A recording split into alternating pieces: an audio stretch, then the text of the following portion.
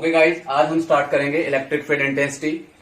Okay, इसमें आपको पढ़ने को मिलेगा कि ये जो इलेक्ट्रिक फील्ड क्या होती है, ये जो वर्ड इंपॉर्टेंट वर्ड जो इंटेंसिटी बोला है ये क्या होता है। इसमें आपको पढ़ने को मिलेगा कि इलेक्ट्रिक फील्ड प्रोड्यूस करने वाला पॉइंट सोर्स या सोर्स ऑब्जेक्ट। इसमें आपको पढ़ने को मिलेगा कि टेस्ट चार्ज जो एक्सपीरियंस करता है इलेक्ट्रिक फील्ड। इसमें आपको पढ़ने को मिलेगा कि ये जो इलेक्ट्रिक फील्ड है वो कैसे दिखती है, क्या आप देख पाते हो नहीं देख पाते हो, हम इसको कैसे विजुअलाइज करेंगे, आपको इसमें ये देखने को मिलेगा। और इसी में हम पढ़ेंगे कि the types of charge distribution, कि ये इलेक्ट्रिक फील्ड जो प्रोड्यूस होती है वो अलग अलग टाइप के डिस्ट्रीब्यूशन की वजह से भी आपको देखने को मिलेगा। ठीक है, तो हम स्टार्ट करते हैं। इलेक्ट्रिक फील्ड तो नाम से ही क्लियर है, इलेक्ट्रिक आपको पता है कि ये चार्ज से रिलेटेड टर्म है। ठीक है, और ये जो इलेक्ट्रिक फील्ड है, ये इलेक्ट्रिक फील्ड नाम से ही फील्ड मतलब यहाँ क्या हो सकता है बताओ बेटा, स्पेस या क्या हो सकता है, वो कोई रीजन, ये स्पेस या वो रीजन होता है जहां ये अपना क्या दिखाता है, असर दिखाता है, इफेक्ट दिखाता है। ठीक है, तो स्पेस रीजन जिसमें द स्पेस और रीजन इन विच, जिसके अंदर इट हैज इफेक्ट।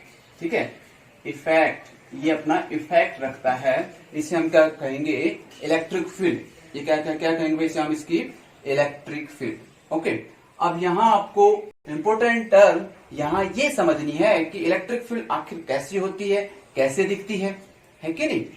तो मैं यहाँ आपको एक इम्पोर्टेंट विजुअलाइजेशन के साथ में बताता हूँ कि जैसे आप देखते हो कि इलेक्ट्रिक फील्ड लाइंस आपको देखने को तो नहीं मिलती है, लेकिन ऐसी होती हैं जैसे कि कोई स्पाइडर का नेट। ठीक है, स्पाइडर का नेट आपने कैसे देखा है, ऐसे होता है कुछ, स्पाइडर का नेट कुछ ऐसे होता है। ओके, कुछ ऐसे अलग से नेट होता है, और इस स्पाइडर के नेट से आप देखना कि कुछ ऐसे भी होती हैं। भाई ये कहीं किसी न किसी घर की दीवार के लगी होती हैं, किसी पेड़ की टहनी के लगी होती हैं, ये क्या होती है, कहीं ना कहीं कनेक्ट होती है, और उसके ऊपर ये जाल सा बुना होता है। तो इलेक्ट्रिक फील्ड लाइंस कुछ ऐसी होती हैं, देखने में नजर नहीं आती है। ठीक है, और बीच में माना कि ये क्या है, एक स्पाइडर है, ये स्पाइडर और आसपास ये जो अपना एक असर रखती है, एक इलेक्ट्रिक फील्ड रखती है। ठीक है, इस इलेक्ट्रिक फील्ड को हम कैसे समझेंगे कि ये दिखती नहीं है, ये तो नहीं कह सकते, स्पाइडर का नेट तो हमें अच्छे से दिखता है, लेकिन जो इसके अंदर आके रुक जाता है उसके लिए तो दिखती नहीं होगी, तभी तो आके रुक जाता होगा। ठीक है, फिर बाद में ये जो स्पाइडर है वो उसको खा लेती होगी। इंसेक्ट है, कोई भी इंसेक्ट यहाँ के रुक गया, इस इंसेक्ट के लिए तो ये दिखता नहीं होगा, ये इंसेक्ट तो दिखता ही नहीं होगा इसके लिए, तो इसके लिए तो क्या है, इनविजिबल है। ठीक है, तो वो आके यहाँ रुक जाता है, तो बाद में ये इसके लिए इसका अपना एक शिकार सा बन जाता है इसके लिए। तो कहने का मतलब है कि ये अपना असर रखती है, कहां तक असर रखेगी बताओ, जहां तक ये नेट फैला हुआ होगा, और जहां तक नेट फैला होगा उस रीजन में यदि कोई इंसेक्ट आता है तो वो उसको क्या कर लेगी, रोक लेगी। ठीक है, तो ये जो रीजन है, ये जो फील्ड है, ये जो स्पेस है अराउंड द स्पाइडर, यहां इसका क्या बन गया है, एक असर बन गया है। ऐसे ही हमारे लिए यहाँ एक चार्ज है, और चार्ज के तौर पर यहाँ क्या नाम दोगे आप, इसे आप नाम दोगे सोर्स चार्ज। ठीक है, सोर्स चार्ज का मतलब यहाँ क्या है कि charge of source which is producing electric field. और चेक करने के लिए जो यहाँ इंसेक्ट यूज कर रहे हैं, यहाँ हमारे लिए क्या है, टेस्ट चार्ज। मैंने आपको कल भी बताया था test charge, what is mean by test charge, ये केवल बस यहाँ चेक करने के लिए है। तो ये जो मैंने आपको बताया है, एक सिस्टम बताया, एक विजुअलाइजेशन बताया है आपको कि ये सोर्स चार्ज हो गया, ये टेस्ट चार्ज हो गया है, तो ये केवल ये चेक करने के लिए कि भाई जाल है कि नहीं है। वो जो इंसेक्ट है वो क्या देखेगा कि जाल है कि नहीं है, यही देखेगा ना। फंस गया तो मतलब जाल है, मतलब यहाँ चार्ज पार्टिकल पे फोर्स लग गया तो इसका मतलब वहां उसके आसपास क्या है, एक रीजन है, एक फील्ड है, तो इसे हम क्या नाम देंगे, electric field. Is it clear, समझ में आ गया। इट इज नॉट, आप इसे देख नहीं पाओगे, it is not visible, it is visual. ठीक है, ये हम इसको केवल इमेजिन कर सकते हैं, इमेजिनरी होता है। ठीक है, तो लेकिन जैसे इसके लिए क्या है, दिख नहीं रहा है, किसके लिए, इंसेक्ट के लिए, ऐसे ही हमारे लिए क्या नहीं दिख रही है, ये इसका जो नेट है, ये जो इलेक्ट्रिक फील्ड के आसपास जो नेट है, ये हमें दिख नहीं रहा है। सो ये सिंपल सा विजुअलाइजेशन था। इलेक्ट्रिक फील्ड कुछ ऐसी होती है, ठीक है। अब हम इसके अंदर पढ़ेंगे इलेक्ट्रिक फील्ड, समझ में आ गया आपको, ठीक है। अब इसके बाद हम देखते हैं इलेक्ट्रिक फील्ड इंटेंसिटी। ओके, तो अब हम यहाँ देखते हैं इलेक्ट्रिक फील्ड इंटेंसिटी क्या होती है। ओके, आपको समझ में आ गया इलेक्ट्रिक फील्ड क्या होता है। अब हम इसके अंदर देखते हैं the very important term electric field intensity. इसी को हम आगे बढ़ाते हैं और इसको लिखते हैं electric field intensity. Okay, intensity तो इस नाम से clear, what mean bye intensity. Intensity से मतलब है कि हम इसकी स्ट्रेंथ को देखना चाहते हैं कि कम है या ज्यादा है। क्या बोला मैंने? The intensity word determine the strength of electric field. So it is, आप कह सकते हो इट इंटेंसिटी, जो वर्ड आया है, ये जो इंटेंसिटी वर्ड आया है, इंटेंसिटी क्या बताएगा आपको? इंटेंसिटी डिटरमाइन, क्या डिटरमाइन करेगा? Determine the strength. किसकी strength? Strength of electric field. Strength of electric field, electric field की स्ट्रेंथ।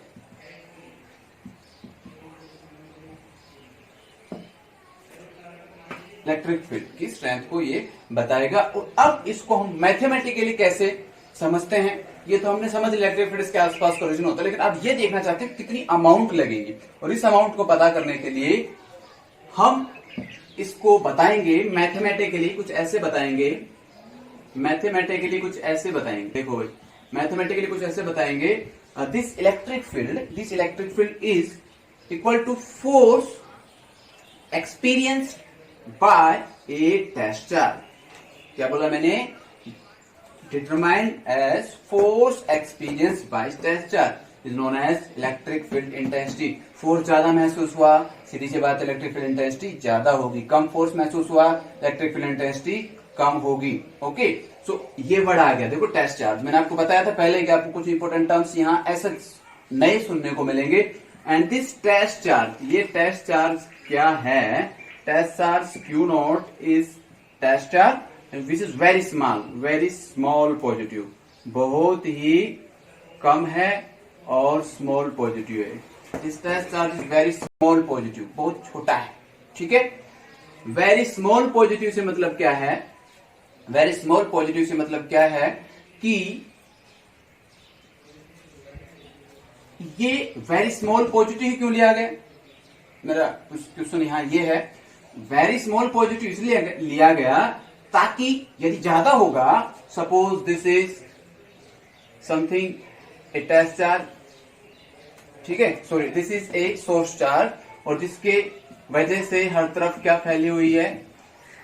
इलेक्ट्रिक फील्ड, ठीक है। और हम यहां इस पॉइंट पे चेक करना चाह रहे हैं कि इसकी वजह से इसके ऊपर इलेक्ट्रिक फील्ड कितनी होगी। यदि ये ज्यादा होता तो ये क्या करेगा? ज्यादा होता तो ये इसको असर करता, इसकी इलेक्ट्रिक फील्ड को असर करता, और हमें यहाँ केवल इसकी इलेक्ट्रिक फील्ड चाहिए जो इसकी वास्तव में है। यदि हम यहाँ कोई बड़ा चार्ज ले लेंगे तो ये इसकी इलेक्ट्रिक फील्ड को क्या कर देगा?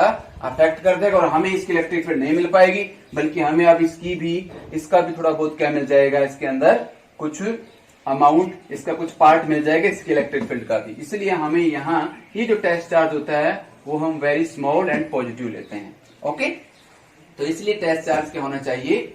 स्मॉल होना चाहिए। तो ये चीज आप नोट कर सकते हो, छोटा क्यों होना चाहिए? So that it does not effect the electric field of the source charge, इसके जो सिस्टम ऑफ चार्ज है इसको अफेक्ट नहीं करे।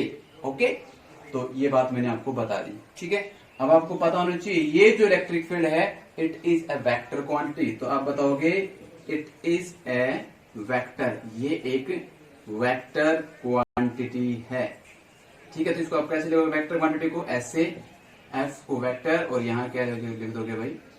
Q not. ओके, यहां यदि इस डेफिनेशन में आप थोड़ा सा एक बात देखोगे कि वेरी स्मॉल, लेकिन यहां लिख नहीं पाए हैं वेरी स्मॉल, ठीक है। मैथमेटिकली इसका पूरा एक्सप्रेशन बनेगा, रियल एक्सप्रेशन बनेगा, वो क्या बनेगा? यहां देखो आप, इलेक्ट्रिक फील्ड को हम लिखेंगे इन टर्म्स ऑफ मैथमेटिक्स, आपने पढ़ा होगा लिमिट्स एंड डेरिवेटिव के अंदर लिमिट। उसके बाद हम यहां देखेंगे कि ये जो फोर्स है डिवाइड बाय Q नॉट है, यहां आप लिखो Q not tends to 0। What mean by Q not tends to 0? It's not exactly equal to 0, ये Q 0 के इक्वल नहीं है, पर ये क्या है, बहुत छोटा है, टेंड्स टू 0, 0 के आसपास ही है। ठीक है, तो हम इसको इसके इन टर्म्स कुछ ऐसे लिखेंगे। Is it clear? ठीक है, अब धीरे धीरे हम इसकी और टर्म्स देखते हैं। What is SI unit of electric field? SI unit of electric field क्या होगी, बताओ भाई।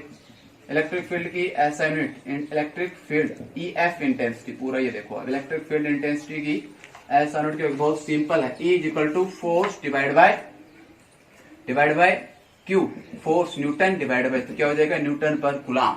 ये इसकी क्या हो जाएगी, एसआई यूनिट हो जाएगी। अब इसका डायमेंशन फॉर्मूला निकालना चाहो तो आप निकालो, डायमेंशन फॉर्मूला निकाल सकते हो, अपने निकालो। डायमेंशन फॉर्मूला कैसे निकालोगे बोलो? फोर्स का क्या हो जाएगा, MLT-2 डिवाइड बाई चार्ज क्या होता है, 80। ठीक है, और ये क्या हो जाएगा बोलो, MLT-3 and A-1। So this is the dimension formula of the electric field intensity. Is it clear? इतना समझ में आ गया आपको? ठीक है, अब हम इसके अंदर देखते हैं कि इलेक्ट्रिक फील्ड इंटेंसिटी मैंने आपको बता दी। ठीक है, ये वेक्टर क्वांटिटी होती है, ये सब बता दिया मैंने। अब यहाँ हम ये देखते हैं कि what is the significance of this electric field intensity. Electric field intensity का क्या सिग्निफिकेंस होगा या क्या महत्व क्या होगा?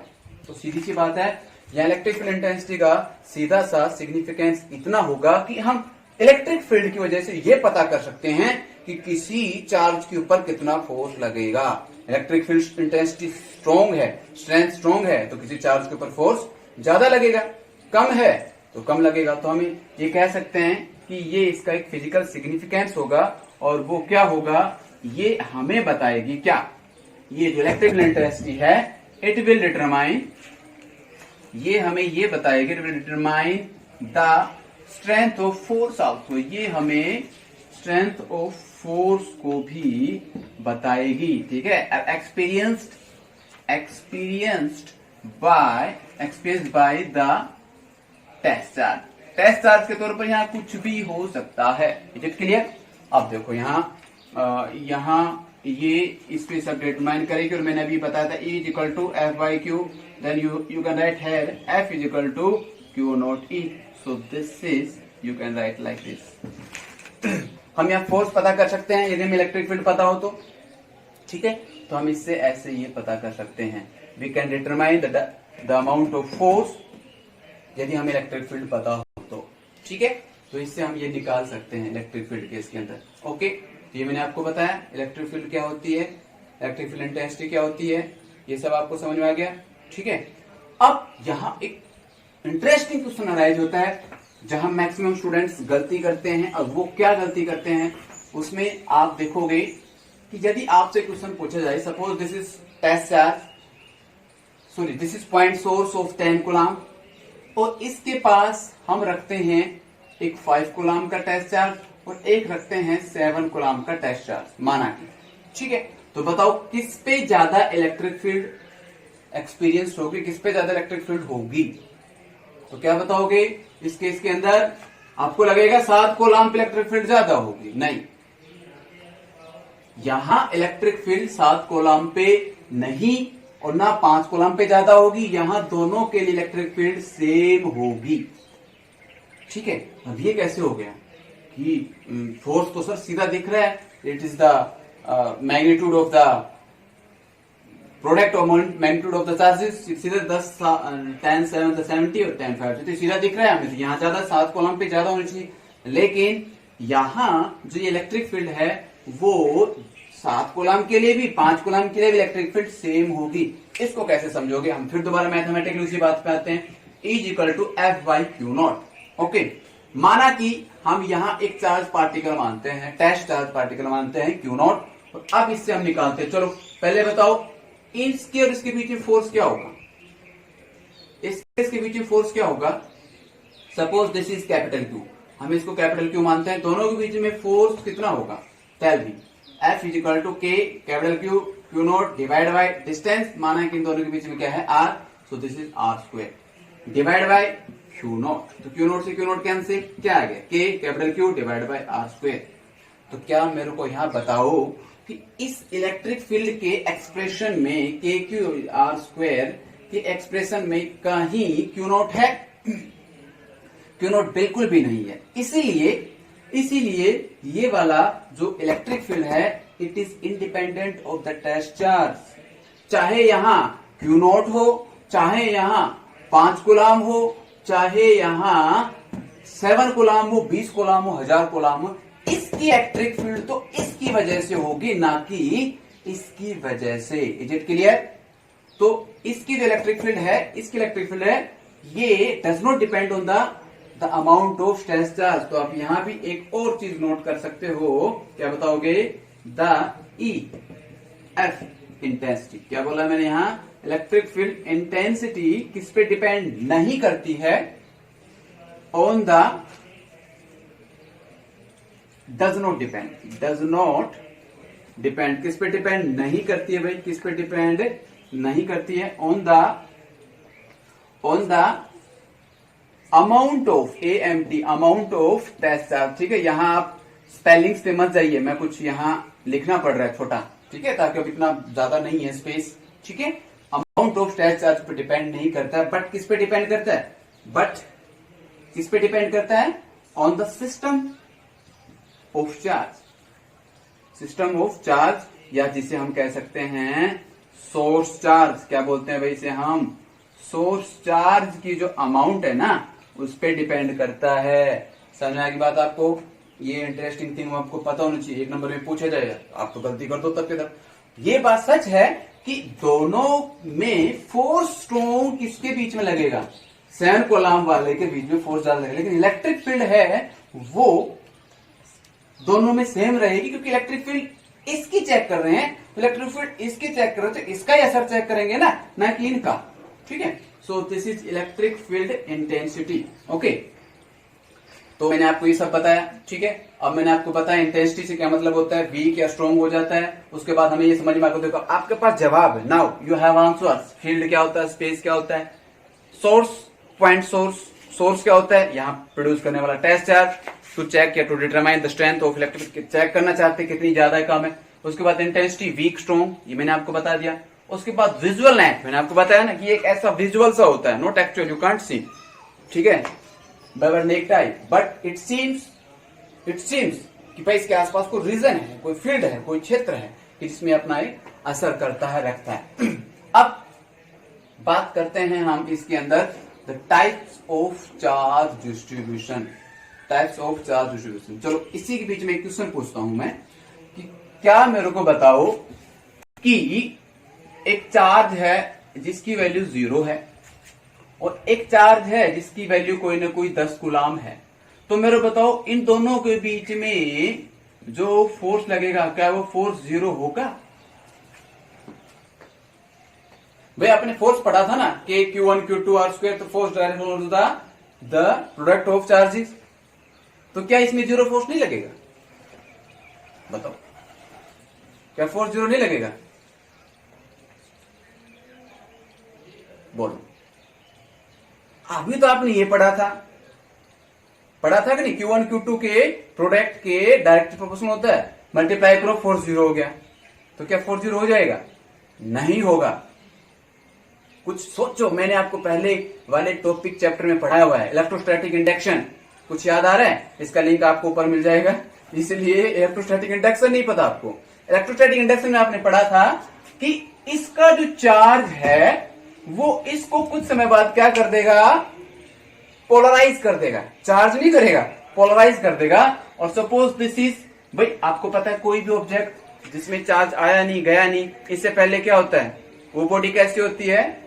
उससे पहले बताओ 0 होता है ना चार्ज। ठीक है, अब क्या हो जाएगा? 10 कूलाम की वजह से इधर क्या हो जाएगा? भाई ये पॉजिटिव है तो इधर क्या आ जाएगा? सारा नेगेटिव। इधर क्या रहेगा? सारा क्या आ जाएगा? पॉजिटिव। लेकिन अभी भी ये क्या है? ये पोलराइज हो गया है। इसमें चार्ज तो अभी भी क्या है? 0 है। ओके, अभी भी चार्ज क्या है? यहाँ 0 है। चार्ज तो अभी भी 0 है, लेकिन अभी फोर्स लगेगा कि नहीं लगेगा? बोलो, मैंने आपको एग्जांपल दिया था, उसको ऐसे रब किया था और इसको ऐसे उठाया था, तो क्या ये बॉडी चार्ज थी? भाई ऐसे उठाते हैं तो क्या वो बॉडी चार्ज होती है, लेकिन फिर भी अट्रैक्शन लगता है, फोर्स। इसका मतलब क्या ये कोलाम्स का लॉ फेल हो गया? नहीं हुआ। कोलाम्स का जो लॉ है वो फेल नहीं हुआ है। ये जो 10 कोलाम पॉजिटिव और जो इधर डेवलप होगा, वो जितना भी होगा उन दोनों के बीच में फोर्स लगेगा। तो मीन्स अनचार्ज बॉडी और चार्ज बॉडी के बीच में भी फोर्स लगता है ड्यू टू इलेक्ट्रोस्टैटिक इंडक्शन। तो आप ये नहीं कहोगे, क्या नहीं कहोगे कि इन दोनों के बीच में फोर्स जीरो होगा, इन दोनों के बीच में फोर्स जीरो नहीं होगा। समझ में आ गई बात? नहीं? देखो कितनी इंटरेस्टिंग बात पता चलती है आपको, है कि नहीं? अच्छा, यहीं से एक और इंटरेस्टिंग क्वेश्चन मैं बनाता हूं। एक क्वेश्चन तो ये हो गया इंटरेस्टिंग क्वेश्चन, ठीक है भाई। वही है, बीच में पढ़ते पढ़ते कुछ ऐसे इंटरेस्टिंग क्वेश्चन भी आपको समझ में आए तो और अच्छा इंटरेस्ट बनता है फिजिक्स के अंदर, है कि नहीं? चलो एक और क्वेश्चन पूछता हूं, मेरे को बताओ, क्या दो पॉजिटिव चार्ज अट्रैक्ट कर सकते हैं या दो नेगेटिव चार्ज अट्रैक्ट कर सकते हैं? मैं कहता हूं यस, टू पॉजिटिव या टू नेगेटिव चार्ज, और you can say two identical charge, ठीक है, two same charge can attract. लेकिन कंडीशन सुनो, एक one should be very greater, बहुत बड़ा होना चाहिए एक वाला, तब हो जाएगा। कैसे? Suppose this is positive charge, a big positive charge like this, and one here is very small positive charge, okay. Now ये क्या करेगा, इस पे इलेक्ट्रोस्टैटिक इंडक्शन की वजह से इस, भाई सीधी सी बात है, जिसकी लाठी उसकी भैंस, ठीक है। तो इसकी भैंस से मतलब यहां ये है कि ये वाला क्या कर देगा, इस वाले चार्ज को, छोटे चार्ज को पोलराइज कर देगा।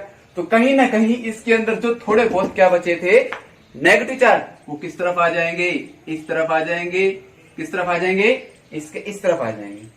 तो अब अट्रैक्ट कर लेगा कि नहीं? आप कहोगे सर इसमें तो केवल ही पॉजिटिव चार्ज थे। जरूरी नहीं है कि केवल पॉजिटिव चार्ज होते हैं भाई, नेट चार्ज कहीं ना कहीं कुछ होता है, 2 कॉलम 3 कॉलम, इसका मतलब ये नहीं कि उसके अंदर आगे अपोजिट चार्ज ना हो, ठीक है। जैसे मैंने आपको बताया था सोडियम Na+ है, तो इसमें क्या ज्यादा है, प्रोटॉन ज्यादा है, एक प्रोटॉन ज्यादा है भाई, 11 प्रोटॉन और 10 इलेक्ट्रॉन, यही तो कॉम्बिनेशन बनता है। तो क्या इसके अंदर केवल में केवल प्रोटॉन थे, इलेक्ट्रॉन भी है ना? ऐसे ही यदि यहां कोई पॉजिटिव चार्ज पार्टिकल से मतलब यह है कि पॉजिटिव की यहां अमाउंट ज्यादा होगी और नेगेटिव की अमाउंट क्या होगी, कम होगी। इसलिए जब आप बड़े चार्ज पार्टिकल को छोटे के साथ में रखते हो तो ये क्या कर देता है, इसके जो कुछ माइनॉरिटी चार्ज के एरियाज थे उसको इधर ले आता है और फिर ये इसको क्या कर लेगा, अट्रैक्ट कर लेगा। Is it clear? Interesting question समझ में आया कि नहीं? ओके, तो मैंने आपको ये बताया 2 क्वेश्चन अलग से इंटरेस्टिंग क्वेश्चन। अब इसके बाद हम स्टार्ट करते हैं the types of charge distribution, ठीक है। टाइप्स ऑफ चार्ज डिस्ट्रीब्यूशन क्या होता है?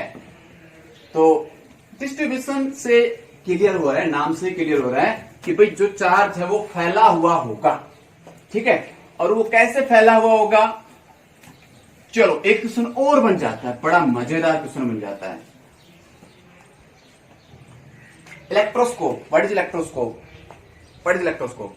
इलेक्ट्रोस्कोप क्या होता है, एक ऐसी डिवाइस होती है, ठीक है, आप अपने लैब में देखने को मिलेगा, कुछ ऐसा जार सा होता है, ठीक है, और इसके अंदर कुछ ऐसे, इसे हम बोलते हैं गोल्ड लीफ इलेक्ट्रोस्कोप, ठीक है। और यहां हम किसी बॉडी को इसके पास लेके आते हैं और इसकी वजह से ये कुछ ऐसे फैल जाता है। आपको पता है यदि इसके ऊपर कोई चार्ज आएगा, सपोज दिस इज चार्ज, ठीक है, जब इसके ऊपर चार्ज आएगा तो ये चार्ज कहां ट्रांसफर हो जाएगा, बताओ कहां ट्रांसफर हो जाएगा, नीचे तक ट्रांसफर हो जाएगा। अब यहां क्वेश्चन ये बनता है कि चार्ज ट्रांसफर क्यों हो गया। बहुत सारे बच्चों को तो इसमें भी डाउट रहता है कि चार्ज चल पड़ा है, क्यों चल पड़ा है, इसके पीछे रीजन बताओ। ये बेसिक है, ध्यान करो, चार्जेस की प्रॉपर्टी के अंदर ये बेसिक टर्म थी, इसलिए मैंने कहा बेसिक पता होना बहुत जरूरी होता है। ये यहां क्यों आ गया, आपने तो यहां लगाया था, ये यहां क्यों आ गया, क्योंकि आपको पता है ना, same charges repel each other. जैसे इसको जगह मिली, थोड़ी जगह ज्यादा मिली, इसको स्पेस खाली मिला, रिपेल किया, रिपेल करते करते करते ये अपने से एक दूसरे से दूर होते जाते हैं और मैक्सिमम स्पेस कवर करने की सोचते हैं। समझ में आ गया आपको? तो यहां से मतलब ये है कि ये तो सीधी सी बात है, इलेक्ट्रोस्कोप क्या होता है, ये चार्ज के अमाउंट को बताता है। जितना डिग्री होगा, जितना ज्यादा डिग्री ऐसे ऐसे फैलेगा, इसका मतलब ज्यादा अमाउंट है, ज्यादा अमाउंट है तो ज्यादा फैलेगा, कम अमाउंट है तो कम फैलेगा। तो ये आपको इलेक्ट्रोस्कोप लैब में देखने को मिल जाएगा, ठीक है। तो अब हम इसको इसके नजदीक करते हैं, ये ऐसे फैल जाता है। इसको दो तरीके से कर सकते हैं। एक तो होता है कंडक्शन। कंडक्शन में क्या करते हैं, इसको टच ही कर दें, तो टच कर देंगे तो क्या होगा, सारा चांसेस है इधर फैल जाएगा। और यदि ये क्या हो, कैसा हो, इसको हम टच नहीं करें, टच नहीं करेंगे तो क्या होगा, टच नहीं करेंगे तो अब क्या होगा बेटा, इलेक्ट्रोस्टैटिक इंडक्शन की वजह से यहाँ तो क्या चार्ज डेवलप हो जाएगा, नेगेटिव। भाई ये एक रोड है, इस रोड की तरफ तो क्या आ जाएगा, नेगेटिव, और इसकी तरफ क्या पैदा हो जाएगा, पॉजिटिव। और आपको पता इक्वल अमाउंट में होगा। भाई पहले ये कैसा था इलेक्ट्रोस्कोप, पहले इलेक्ट्रोस्कोप कुछ ऐसा था, लाइक दिस, लाइक ऐसे था इलेक्ट्रोस्कोप, कि इसके अंदर ये जो स्ट्रिप थी वो बिल्कुल ऐसे फैली हुई थी, दो स्ट्रिप ऐसे ऐसे पड़ी हुई थी, लाइक दिस। जब आपने इसको अलग से चार्ज दिया, अलग से चार्ज दिया आपने इसको, तो अब इसकी वजह से क्या हो गया, उसके बाद फैले हैं ना ये, उसके बाद फैले हैं। इसका मतलब ये हुआ कि फिलहाल इसके ऊपर इलेक्ट्रोस्कोप पे चार्ज था ही नहीं, चार्ज था ही नहीं, ऐसे पड़े हुए थे। लेकिन जैसे आपने इंडक्शन, व्हाट इज इंडक्शन, आपने इसको टच नहीं किया, दो तरीके से कर सकते हो, या देखो टच कर दो, टच कर दो इसका ट्रांसफर हो जाएगा। टच ना करो तो क्या होगा, ये जो भी रोड है, जो भी ये आकर तक छट जा रही, इसके अंदर डिप्ड है, वो क्या होगा इसके अंदर कि अब इलेक्ट्रोस्टैटिक इधर तो क्या हो जाएगा, नेगेटिव, और इसके इधर क्या हो जाएगा, पॉजिटिव। ओके, तो ऐसे आप इसके अंदर समझोगे।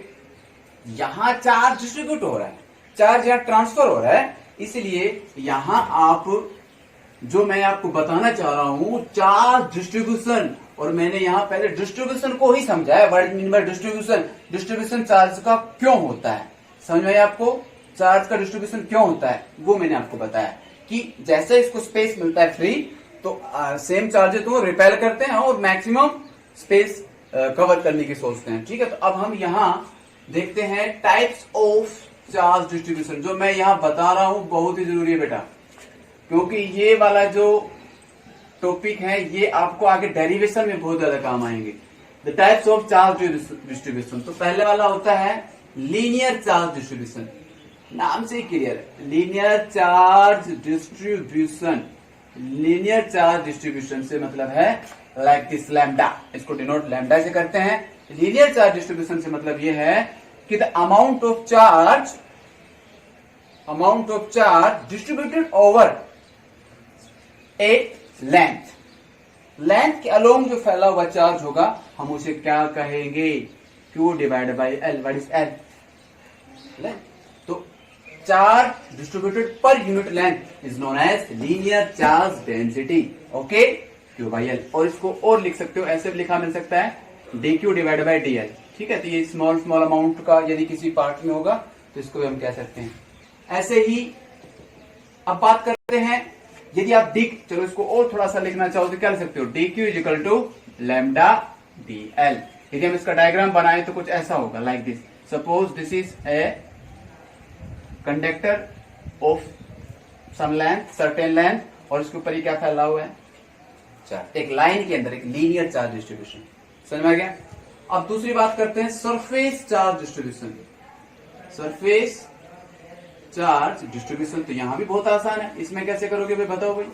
सरफेस चार्ज डिस्ट्रीब्यूशन के मतलब है, इसका एक सिंबल है सिग्मा। क्या नाम है इसका भाई, सिग्मा। और ये सिग्मा क्या होगा, Q divide by S, S for यहां सरफेस एरिया। ठीक है, तो अब यहां क्या बताओगे, नाम से ही आप लोग इतने छोटे बच्चे थोड़े रह गए कि यहां मैं कोई लैंग्वेज बना बना के बताओ। Charge distributed per unit area is known as surface charge density. Okay, linear charge distribution में या कह सकते हो linear charge density, surface charge density. ठीक है, लीनियर चार्ज डिस्ट्रीब्यूशन के लिए यूज करोगे। ठीक है, ये क्या हो गया, surface charge density, linear charge density. अब एक सीधी सी बात है, एक और बच गया, 1 डायमेंशन, 2 डायमेंशन, तो 3 डायमेंशन।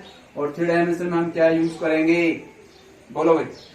3 डायमेंशन में हम यूज करेंगे वॉल्यूम चार्ज डेंसिटी या डिस्ट्रीब्यूशन। यहां बताओ भाई इसके लिए क्या आएगा, इसके लिए आप क्या यूज करोगे, बोलो रो। रो क्या होता है, वैसे मास अपॉन वॉल्यूम होता है सिंपल डेंसिटी में, यहाँ मास के तौर पर, यहाँ मास नहीं है, यहाँ क्या है, चार्ज बॉडी है, डिवाइड बाय जी। तो this is known as volume charge distribution, volume charge density. और यहाँ आप लिखना चाहो तो एक और लिख सकते हो क्या, dQ डिवाइड बाय ds। और बेटा इसको और लिखना चाहो sigma, Q is equal to क्या हो जाएगा, डी क्यू क्या हो जाएगा बताओ भाई, डी क्यू क्या हो जाएगा, सिग्मा इंटू डी एस। ऐसे इसको क्या लिख सकते हो बताओ, D Q divide by D V and this D Q is equal to rho into D V. Is it clear? ये आपका क्या हो गया है, ऐसे इन टर्म्स ऑफ दिस हम ये निकाल सकते हैं। और आपको मैं बता दूं तीनों क्वांटिटीज और 3 क्वांटिटीज आर स्केलर। ये तीनों क्वांटिटीज क्या हैं, स्केलर हैं। ये बात इसके अंदर ध्यान रखना है। इन सभी की यूनिट बना सकते हो। What is unit of this, इसकी यूनिट बताओ। इसका मतलब क्या, ये किसी सीट में फैली हुई हो लाइक दिस। इसका मतलब क्या है, ये किसी 3D फिगर में फैली हुई हो लाइक दिस। 3D फिगर ऐसी हो जाएगी, ठीक है। ये 3D फिगर, 2D फिगर, ये 1D फिगर, ठीक है। ऐसे आप तो इसकी क्या यूनिट होगी भाई बोलो, लैम्डा की कूलम पर मीटर। इसके क्या होगी, कूलम पर मीटर स्क्वायर। और इसकी यूनिट क्या होगी, coulomb per metre cube. Is it clear, समझ में आ गया कि नहीं? ओके।